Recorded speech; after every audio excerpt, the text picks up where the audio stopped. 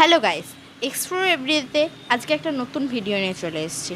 তো আজকে আমি ভিডিওতে প্রথম ভয়েস দিচ্ছি, তো তোমরা অবশ্যই জানাবে ভিডিওটি কেমন হয়েছে। আজকের রেসিপি হচ্ছে মটন কষা। তো চলো ভিডিওটা শুরু করা যাক।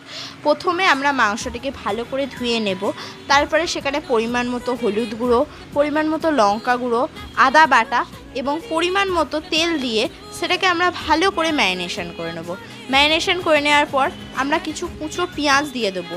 কুচো পেঁয়াজ দিয়ে সেটাকে আরও ভালো করে ম্যারিনেশন করে নেওয়ার পরে সেটাকে আমরা 1 ঘন্টা রেখে দেব। সেই সঙ্গে আমরা আলুগুলোকে ভালো করে ভেজে নেব।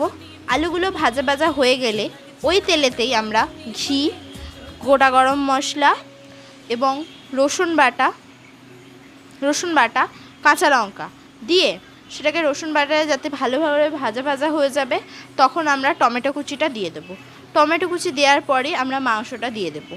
তো মাংসটা দিয়ে দেওয়ার পর মাংসটা ভালো করে কষতে হবে। মাংসটা যখন ভালো করে কষা কষা হয়ে যাবে, মাংসটা থেকে যখন তেল ছেড়ে দেবে, তখন আমরা পরিমাণ মতো গরম জল দিয়ে দেবো। তো পরিমাণ মতো গরম জল দেওয়া হয়ে গেলে সেটাকে আমরা প্রেশার কুকারে দিয়ে দেবো। সেটা যাতে আরও ভালো করে সিদ্ধ হয় এবং আরও টেস্টি হতে হয়। তার জন্য আমরা 6 থেকে 7টা সিটি ফেলে নেব। তো বন্ধুরা, তোমরা চাইলে আরও বেশি সিটি ফেলতে পারো যাতে মাংস। তো এরপর তোমরা দেখতেই পাচ্ছ যে মাংসটা ঠিক কতটা সুস্বাদু এবং লোভনীয় হয়েছে। রবিবারের দুপুরে খাসির মাংসের সঙ্গে সাদা ভাত অতুলনীয়। তো তোমরা কে কে খেতে ভালোবাসো বলবে। পরের ভিডিওতে অবশ্যই দেখা হচ্ছে তোমাদের সঙ্গে।